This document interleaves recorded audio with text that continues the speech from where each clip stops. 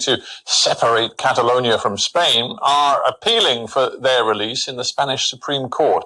They were members of the cabinet that attempted to declare Catalan independence, a move deemed illegal by Madrid. They face charges of sedition and rebellion, which can carry a jail term of up to 30 years. Well, we can cross live now to Madrid, and our correspondent Gavin Lee, who has been waiting patiently very close to the Madrid Supreme Court. Gavin, any news from inside the court? Does it look as though these 8 have a chance of walking free today?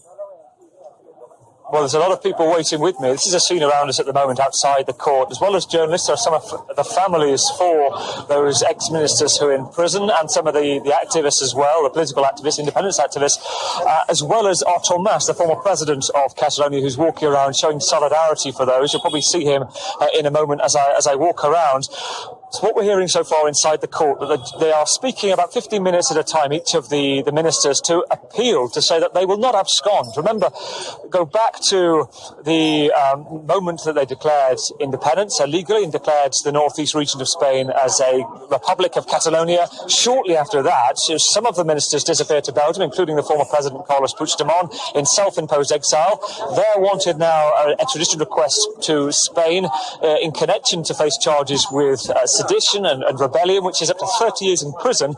The other ministers were arrested and given a custodial sentence in case they abscond. So basically that they're not charged yet, but they do also face these charges potentially of rebellion and sedition. So they've come to the Supreme Court today. They've appealed to say we won't abscond, and we recognise that the Spanish government now is in control. It's not a Republic of Catalonia, although they disagree with it. So that's their hope to get out today. Let me bring in Marta Pascal, who is the coordinator from Carles Puigdemont's party, the PDeCAT party, the Catalan Democrats in Europe party.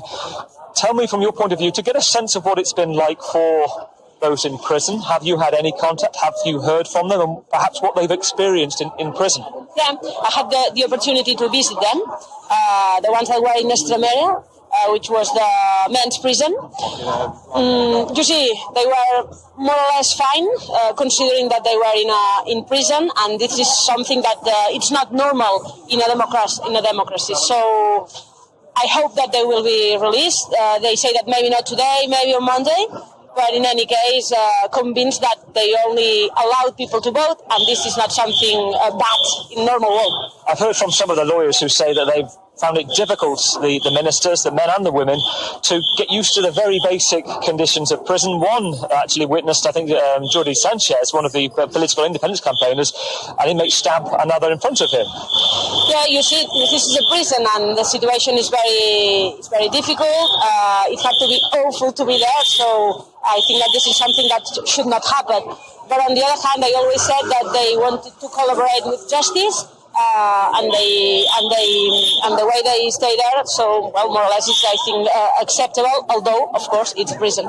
And it seems that today, all of those ex-ministers are saying that we agree with the Spanish emergency measures. We accept them, even if we don't entirely agree with what's happening. But Carles Puigdemont is still in Belgium, and I wonder how you run things now. You've got an election campaign coming up. You've got the ex-president in self-imposed exile. Is he losing support in Catalonia because of that?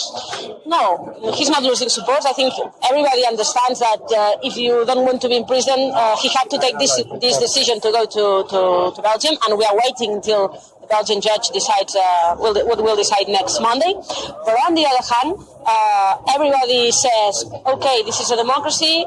Why some of the ministers are in prison and the other part of the government is in the exile, let's say.